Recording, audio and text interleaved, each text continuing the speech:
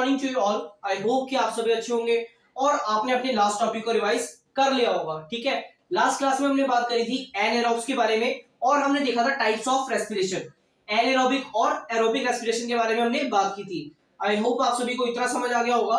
आज हम कंटिन्यू करते हैं हमारा next topic anaerobic respiration in human being. ठीक है, उसमें हमने डिफरेंस देखा था और कुछ बेसिक बातें करी थी। आज हम इसको डिटेल में देखेंगे। Sometimes muscle of human being respire without oxygen।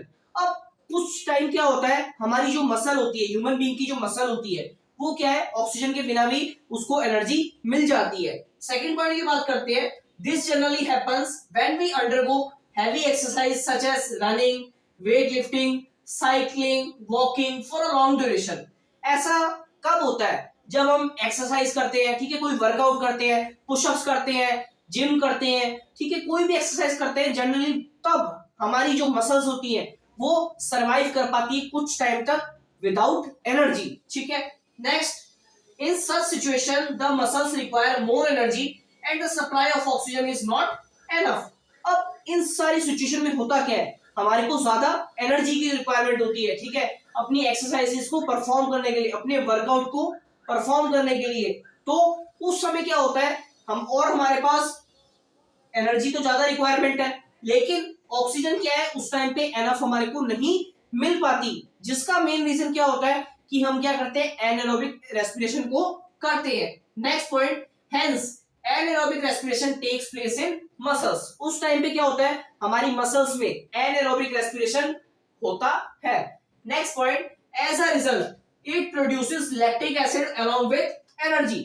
और इससे होता क्या है, हमारी जितनी भी मसल्स है उसमें क्या है, ऑक्सीजन की सप्लाई पूरी तरीके से नहीं हो पाती और कभी कभार क्या होता है, हमारे मसल्स में क्या प्रोड्यूस होता है, लैक्टिक एसिड। क्या होता है, लैक्टिक एसिड, जिसकी वजह से क्या होता है, this lactic acid accumulates in the muscle when we do heavy exercise. जब भी ये सारी एक्सरसाइजेस करते हैं तो जो लैक्टिक एसिड होता है, एक्यूमुलेट का मतलब इकट्ठा होना। ठीक है, हमारी मसल्स में सारा इकट्ठा हो जाता है। Next point, that is why we often feels cramp while we do heavy exercise।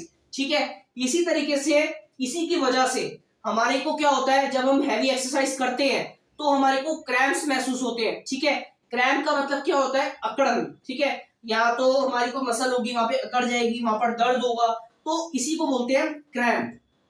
In order to get relief from cramps, we can take a hot water bath or massage our muscles। ठीक है, अगर इससे हमारे को relief लेना है, ठीक है, तो क्या करना चाहिए, हमारे को हॉट वाटर बाथ लेना चाहिए या फिर अपनी मसल्स को मसाज करनी चाहिए। स्पेशली क्या होता है, जितने भी रनर होते हैं तो रनिंग कर कर जब वो अपनी रेस को कंप्लीट करते हैं तो उनके जो पैर होते हैं उनमें क्या है, क्रैम्प्स पड़ जाते हैं। ठीक है, यहाँ पर आपने नीचे पैर में देखा होगा। ठीक है, मैं आपको वीडियो में दिखा नहीं सकता, लेकिन आप सभी को जनरली पता होगा।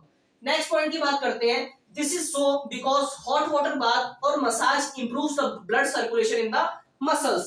ठीक है, अब ये जो हॉट वाटर होता है, ये जो हमारी लेग की मसाज होती है, ये क्या करती है, हमारे ब्लड सर्कुलेशन को, हमारी मसल्स को में से इंप्रूव करती है, जिसकी वजह से हमारे को लैक्टिक एसिड में रिलीफ मिलता है।